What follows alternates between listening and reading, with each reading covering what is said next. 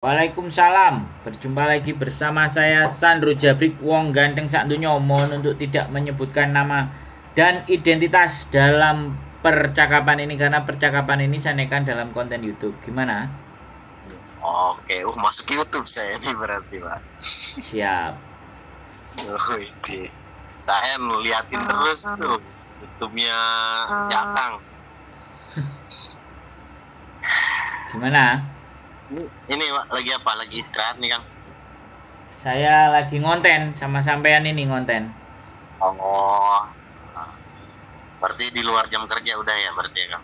Loh, ya ini kerjanya kan ngonten, bikin konten. YouTuber. Oh, kerjanya mau. Saya kira di Hongkong Kakang ada kerja utamanya gitu selain konten, kiranya sampingan aja konten. Ya kerja ngonten, yang utama ngonten, yang kedua endorse. Iya.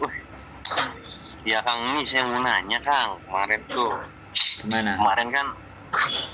Kemarin kan saya tuh proses mau ke Jepang. Siap. Mau ke Jepang dengan visa turis gitu kan. Dengan visa turis biayanya sekian, lumayan gede. Nah, setelah jadwal pemberangkatan ready, saya berangkat, tapi di imigrasi saya tahan. Ya, nggak bisa masuk saya ke Jepang, cuma sampai imigrasi aja. Alasannya katanya surat jalannya nggak lengkap, nggak meyakinkan, segala macem lah pokoknya. Ya akhirnya saya nggak mau ribet. Lagian yang menanggung jawab, yang bawa saya kan ada di Indo gitu kan. Ya udahlah, gimana di Indo aja, yang penting saya pulang nggak dideportasi gitu kan. Akhirnya ya saya turutin prosedur imigrasi Jepangnya, saya pulang udah gitu. Emang gimana sih kan prosesnya kalau turis itu harusnya? Sudah, yang ditanyain itu aja. Ada sih pertanyaannya lagi ya, setelah saya ngomong ke penyalurnya ya saya nggak mau di Jepang lagi, saya mau proses ke Hong Kong gitu Kang. Bisa disebutin nominalnya nggak apa-apa Kang? Nggak apa-apa, nominal nggak apa-apa, yang penting jangan namanya. Ya saya tuh biaya ke Jepang tuh 65 juta Kang, dengan proses turis itu. Ya awalnya sih saya tertarik ya dengan bahasa, maksudnya meyakinkan lah menurut saya gitu kan. Ya udahlah saya ikut, yang penting saya kerja gitu kan di sana. Nyatanya kan nggak kerja, ditolak saya. Nah sekarang mau proses ke Hong Kong, proses di Hong Kong dengan visa turis juga. Nah uang 65 juta itu setelah pulang saya dari Jepang itu saya penta kan. Nah di pentanya pengennya sih saya semua, kalau dikasih semua saya nggak mau proses lagi dengan proses cara turis gitu loh. Nah dikasihnya itu cuma 35 juta.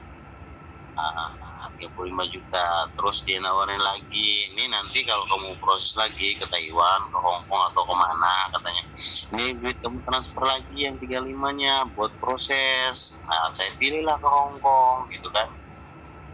Selang berapa minggu lah, 3 mingguan kayaknya. Selang 3 minggu, saya kan nggak mau langsung pergi dulu, saya trauma lah ibaratnya kan, dengan pengalaman pertama di Jepang langsung ditahan di imigrasi kayak gitu kan. Nah jadi saya minta waktu udah 2 mingguan lah gitu kan, saya ke rumah dulu sambil saya pelajarin apa sih step-stepnya gitu kan. Ya dengan saya pelajarin apa namanya step-step yang kayak gitu, ya adalah dapat arahan dari ini dari itu, terutama dari YouTube gitu kan, saya lihat-lihat tuh. Nah ternyata kan di Hong Kong itu visanya kalau buat turis kan bebas ibaratnya ya kan, kalau buat kunjungan turis, bener nggak sih Kang? Lanjut, betul.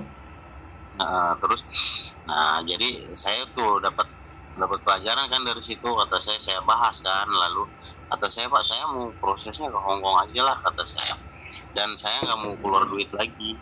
Saya pengen tuh duit yang sisa dari 35 ini, sisa yang 35 yang ditransfer kan masih ada tuh 30 lagi kata saya buat tiket sama prosesnya aja biar saya nggak keluar ruang lagi gitu kan, maksudnya mereka nggak mau, nggak bisa, ya ringkas katanya banyak bla bla bla bla lah gitu kan. Akhirnya saya putuskan ya udahlah nggak apa-apa kata saya tiketnya aja gitu kan, saya proses tiket aja. Tiket saya lihat kisaran 5 juta 4 juta lebih lah gitu kan tiket ke Hong Kong. Nah untuk visanya kan saya tahu kalau visanya apa sih, visanya kan bisa nggak makan visa juga kan waktu Indonesia bisa gitu kan. Nggak, belum saya bahas sih, belum saya omongin kalau masalah visa nggak bayar gitu kan mereka.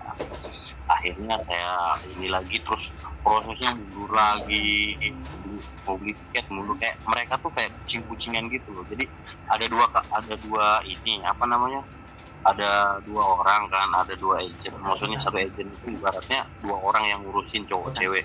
Jadi saya tanya ke yang cewek terus lempar ke yang cowok, saya tanya ke cowok lempar ke cewek lagi gitu. Jadi kayak udah pas jatuh ke harinya gitu, hari Rabu ya udah saya hari Rabu mau pergi, ya udah saya booking dulu tiketnya katanya gitu kan, ntar ya gitu. Pas saya telepon tuh kan, jadi telepon dulu nggak ada kabarnya lagi gitu, nunggu saya yang telepon dulu gimana Pak, nanyain malah kucing-kucingan lagi ya inilah itu, pokoknya kayak gimana ya, kayak kucing-kucingan lah gimana.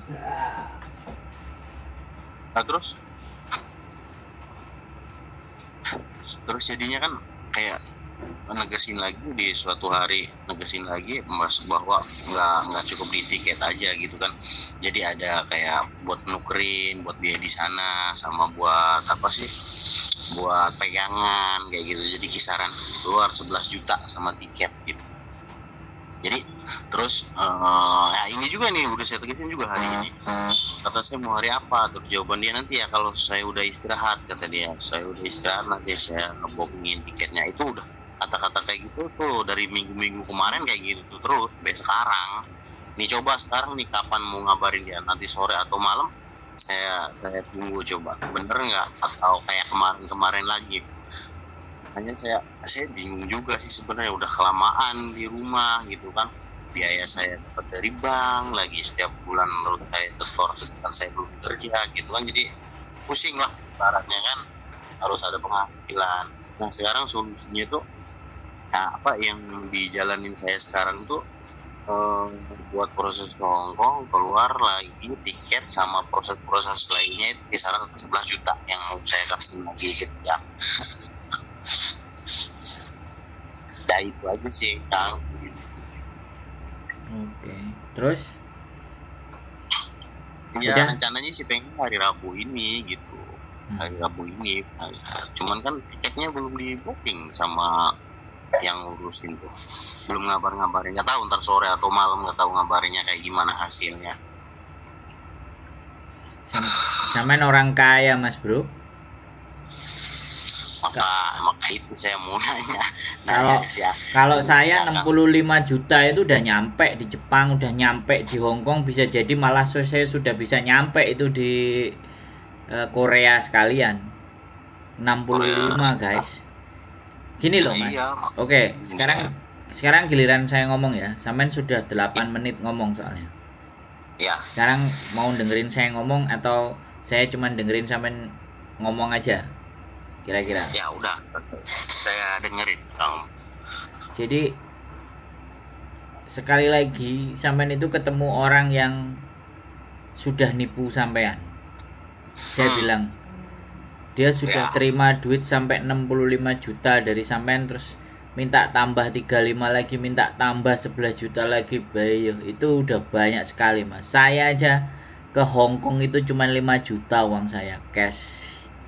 Tak belikan tiket, tinggal sisa saya pegang di tangan itu 900.000 rupiah.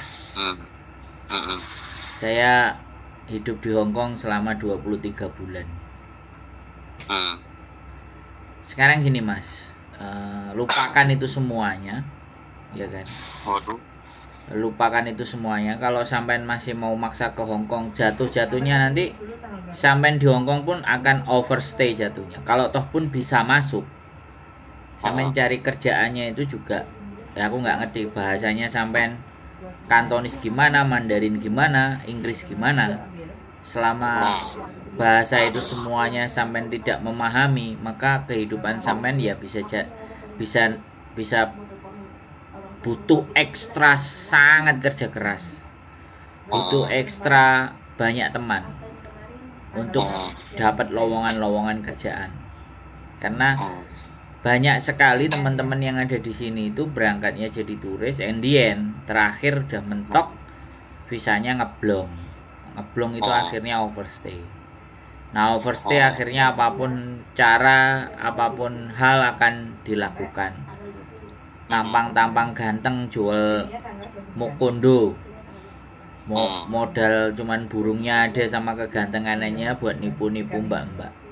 Nah, itu kehidupan yang sekali lagi saya sangat tidak ingin menyarankan. Kalau sampai memang ternyata mau berjuang di luar negeri, itu minimalnya bahasa negara tujuan itu sampean bisa menguasai. Bahasa Inggris itu sekarang itu seharusnya bukan jadi salah satu bahasa yang harus kita bisa, tapi bahasa yang setidaknya wajib. Inggris itu udah harusnya wajib. Sekarang itu justru harusnya tambahannya itu entah bahasa Mandarin, entah bahasa Jepang, entah bahasa Korea. Bahasa Inggris itu sudah harus wajib untuk orang-orang kayak kita ini yang pingin keluar negeri, pingin berkarya di luar negeri atau kepingin mencari sesuatu di luar negeri. Itu bahasa Inggris itu harusnya sudah gelinding gitu loh, sudah menjadi bahasa sehari-hari. Tapi ketika bahasa Inggris saja susah, Kantonis berat, ya kan, Mandarin juga repot. Bukan berarti di sini nggak akan ada dapat kerjaan, tapi jalan kita pasti akan terseok-seok. Ya kan? Tergantung kelihayan, keahlian kita dalam berkomunikasi, malu enggak, terus yang kedua tenaga kita, terus ada pekerjaan kayak gini mau dikerjakan enggak, tawaran kerjaan begitu ada enggak, belum nanti kalau sudah disuruh kerja, sudah dikerjain seminggu 2 minggu enggak ada gajinya, uang sudah semakin menipis. Luar negeri itu sekali lagi, saya mau ke Hongkong itu saya ngerisetnya sampai 6 bulan. Saya belajar itu sampai 6 bulan di mana tempat toilet, karena saya nggak nginep di hotel, di mana saya kira-kira tidurnya di sana jadi gelandangan, sampai saya prediksi. Terus cara cari uangnya saya itu juga bagaimana. Ketika saya di Hongkong nggak bisa kenalan, nggak bisa bahasa Kantonis, nggak bisa Mandarin, bisanya cuma bahasa Inggris. Terus bagaimana saya bisa itu semua, kan gitu toh Mas. Itu yang harus dipikirkan. Jadi bukan persoalan kita udah punya duit 50 juta, 60 juta, 30 juta terus kita main pasrahkan sama orang, kita berangkat. Lah nek aku jadi koncone sampean gak usah bayar ke sana, yuk kita berangkat bareng, duitnya kamu kantongin, ayo tak anterin beli tiket, tak bikinin itinerary loh, perjalanan. Jadi sampean ke luar negeri itu ada itinerary-nya, mau ke Jepang, mau ke Hongkong, belum lagi nanti ketemu sama calo-calo, wah, belum lagi penipu laki-laki, penipu perempuan. Berarti di bandara Hongkong banyak calonya, Pak? Kalau di bandara Hongkong itu calo kelebihan bagasi. Calo kelebihan bagasi banyak. Tapi kalau calo pekerjaan belum tahu. Saya rasa nggak ada. Yang calo nanti kalau udah sama-sama ketemu lah, terus sampean nggak kenal, moro-moro makan, terus ngopi, terus tahu-tahu ini ada kerjaan tapi bayar sekian, ya besok ya, siapin duitnya diterima, sama ditinggal ke 7-Eleven sebentar, terus orangnya nggak ada. Banyak sekali Mas, sampai ini aku juga nggak ngerti ya, sederhananya meletakkan uang sebesar segitu 65 juta itu. Kalau saya ke Jepang ya, itu saya bisa bolak-balik 5-6 kali loh bos. Kalau saya loh dengan duit segitu itu. Jadi ya kembali lagi saya bilang, pikirkan baik-baik kalau memang sampean berharap. Aku nggak bisa memberikan gambaran tentang pekerjaan yang datang ke sini. Sampean googling aja website, aku nggak ngerti bahasanya sampean yang bisa apa. Bahasa Arab sih saya bisa dikit, bahasa Inggris dikit juga sih, cuman kayak bingung lah intinya. Bahasa Inggris saya belum menguasain banget. Bahasa Arab lagi. Kalau bahasa Arab harusnya merantaunya ke Dubai. Iya benar, soalnya saya ex Saudi.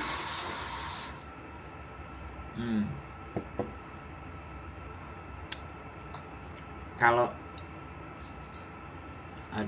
serba bingung aku nggak bisa kasih rekom nek sampean masih berangkat mau ke Hongkong, ya dinikmati aja lah. Yang penting itinerary ya. Ketika sampean naik pesawat, sampean mau turun, sampean harus bisa menjelaskan ya. Sampean mau kemana, Hongkong yang sampean tuju itu di mana, sampean nginepnya di mana, terus sampean punya stok uang berapa, itu harus ditunjukin. Karena kemarin aja saya balik dari Malaysia menuju Hongkong naik Air Asia. Begitu turun dari pesawat itu hampir ada 12 kalau nggak 13 imigrasi. Petugas imigrasi itu langsung menghadang di pintu gate. Begitu keluar dari pesawat masuk ke bandara itu udah diliatin. Kelihatannya dia juga sudah melihat daftar nama penumpang. Terus tinggal melihat. Terus ada satu atau dua yang langsung dipinggirin laki-laki.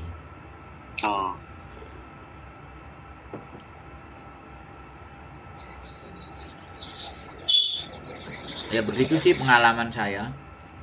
Soalnya saya juga udah pernah 5 kali dideportasi dari Hongkong. Iya. 5 kali saya nggak bisa masuk Hongkong lagi. Kenapa tuh sebab? Udah kebanyakan keluar masuk Hongkong 23 kali jadi turis. Nah seperti itu Mas. Sebaiknya memang sampean harus tahu dulu. Tapi ya sudah wis sampean ngomongnya rebuk. Nggak ada waktu lagi, ya selamat berjuang ya. Anggap aja kalau bisa sampean masuk dan menikmati Hongkong, ya selamat berjuang aja di negeri beton. Saya tidak bisa memberikan rekomendasi apapun. Jadi yang ngarahinnya itu ada temen dia yang di Hongkong itu yang nyariin kerja yang 1 mes. Maksudnya nanti saya tinggalnya di Mbak itu gitu. Kerjanya dia juga yang nyari di situ gitu.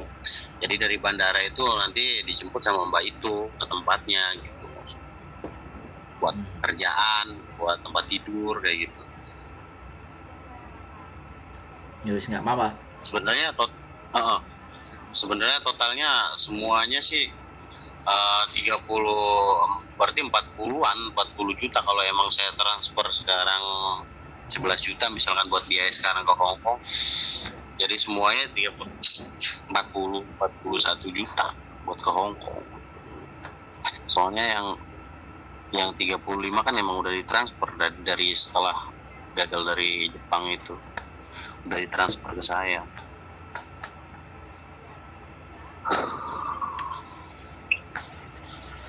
Wis. Selamat datang di Hongkong. Kelihatannya sampean sudah percaya sama mereka. Kalau saya sama sekali nggak percaya. Ya, jadi bingung Bang sih. Mau percaya nggak percayanya saya tuh kayak, maksudnya kalau saya nggak lanjut gitu ya 35 itu kayak melayang aja gitu kan, sodako aja ibaratnya kan, sisa yang dari Jepang gitu.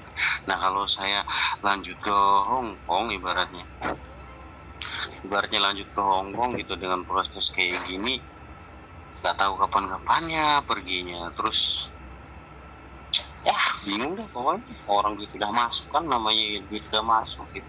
Terus dia mau lanjut proses tapi dengan tiket sendiri, kisaran segitu biayanya. Yang saya bingung tuh kalau misalkan apa namanya di bandara, di imigrasi Hong Kongnya ditolak kayak yang mau di Jepang, waduh stres kayaknya. Iya, kemungkinan besar akan seperti itu mas ya. Sampean harus siap dengan kemungkinan terburuk, kehilangan segalanya. Nah itu dia makanya. Iya, karena di awalnya sampean udah, menurut saya keliru, udah nggak. Sampean sebelum transfer duit harusnya cari info dan cari data dulu sebelum transfer duit. Tapi kalau sampean cari info dan datanya setelah transfer duit, itu sudah useless mas, sudah nggak ada gunanya. Uang udah dilepas dari tangan. Kalau sampean mau perkarakan itu perkarakan. Jadi gimana ya saya bisa fokus ke proses Jepang 65 juta itu karena proses Jepang, Korea gitu kan itu biayanya lebih dari 65 juta gitu, ikut apa di klub gitu, maksudnya ikut pendidikan kan, setahu saya gitu lebih dari 65 juta kan ikut pendidikan itu. Ya, tapi kan garansinya pasti. Tapi kalau pakai turis itu nggak bergaransi masih. Kecuali sampean dua ilmu. Kayak saya dulu waktu di Jepang saya tinggal 3 bulan juga. Adik saya ada di sana. Itu pun ya spot-spot jantung, kalau sampai saya ketangkep adik saya ikut karena adik saya ngasih rekomendasi. Tapi alhamdulillah saya bisa sampai 3 bulan aman ya, bisa pulang bawa duit 45 juta. Jadi turis kerja di Jepang, cari kerjaan di Jepang ya bisa.